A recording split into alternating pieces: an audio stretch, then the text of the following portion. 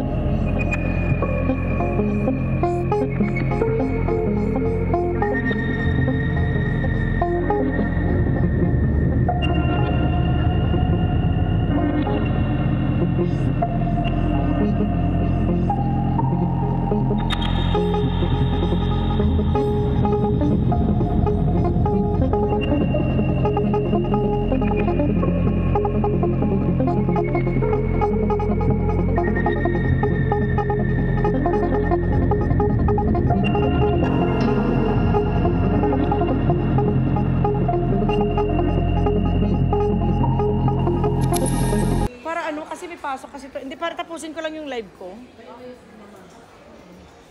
Sa Starbucks. Pagkatapos ng live ko, uwi na rin ako. Uwi na sana ako, kaso lang baka sa train ako abutin eh. Anong oras bang train mo? Hindi, yung live ko, 3:45 eh. Matitense lang ako, di ba? Hindi dyan sa taas. Oo nga. Sa 15, no? 15 yun, di ba? Mama, salamat ha. Pasensya na ha. Ay, doon tayo dadaan.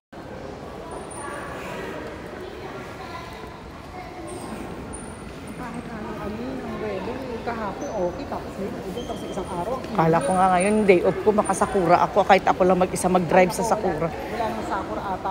Wala na. Napanis na ako. Dapat na kasi uminit na siya eh. Kahapon, ang ganda? Ang ganda kahapon, tsaka ng isang araw.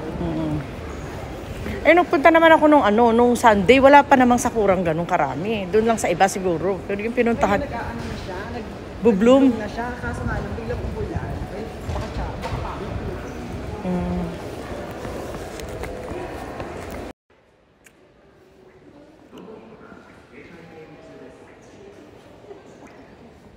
Gumeni. Gumeni.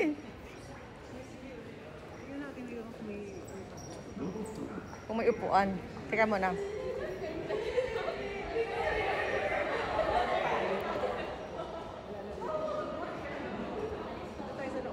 Wala na eh. For sure yan, puno din sa loob.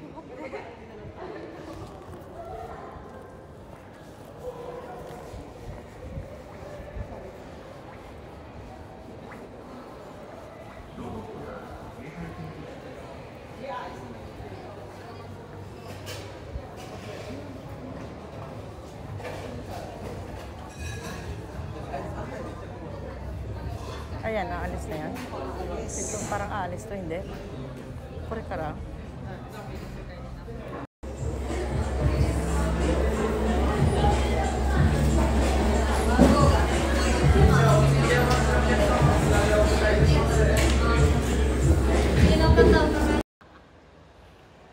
Nakakatamad sila patulog. Bukas pang umaga ako. Pang aga-aga magising. Eh, dito na tayo. Gusto ko bumili ng ng regalo sa Sabado kasi may pupunta. Ito na At yung bagay, makakasa ko nakauwi na lang ako.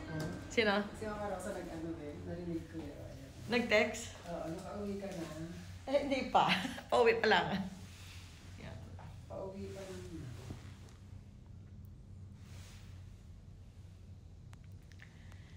Sa